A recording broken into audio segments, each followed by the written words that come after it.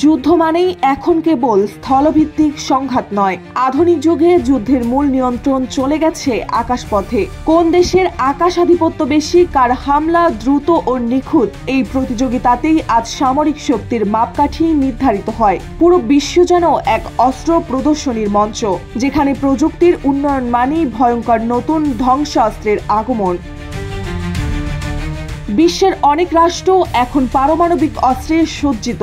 যুক্তরাষ্ট্র, রাশিয়া, চীন, ভারত, পাকিস্তান, ইরান, এমনকি ইসরায়েলের মতো দেশগুলোর কাছে এই ভয়াবহ শক্তি এখন আর নতুন কিছু নয়। তবে পারমাণবিক শক্তির বাইরেও আকাশ যুদ্ধে আধিপত্য অর্জনের প্রতিযোগিতায় সবচেয়ে আলোচিত নাম F-35 যুদ্ধবিমান।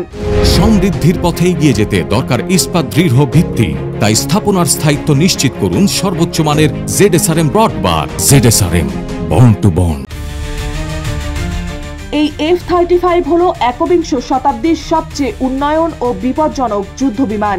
বিশেষভাবে তৈরি এই স্টিল ফাইটার রাডারে ধরা পড়ে না বললেই চলে। পাশাপাশি এটি শত্রুর অবস্থান অত্যন্ত নিখুঁতভাবে চিহ্নিত করে সেই জায়গায় হামলা চালাতে পারে।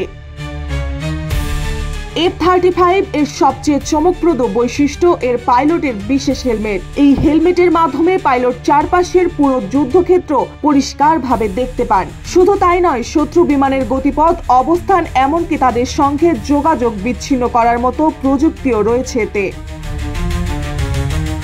F-35 এর সঙ্গে তুলনায় ফ্রান্সের রাফাল যুদ্ধবিমানও শক্তিশালী ও উন্নয়ন। এটি আধুনিক ক্ষেপণাস্ত্র বহনে সক্ষম এবং শক্তিশালী রাডার সিস্টেম রয়েছে। তবে অদৃশ্য ক্ষমতা, একক বিশ্লেষণ ও কমান্ড সক্ষমতায় রাফাল এখনও পিছিয়ে। এছাড়াও ইউরোপের যৌথ উদ্যোগে ইউরোফাইটার টাইফুন গতি এবং ইন্টারসেপ্ট ক্ষমতা এগিয়ে। বিশেষত এর আধুনিক সংস্করণগুলো গতিশীলতা এবং টার্গেট ধ্বংসে কার্যকর। তবে তথ্য বিশ্লেষণ, রাডার প্রতিরোধ এবং অদৃশ্য থাকার দিক থেকে এখনও F-35 এগিয়ে।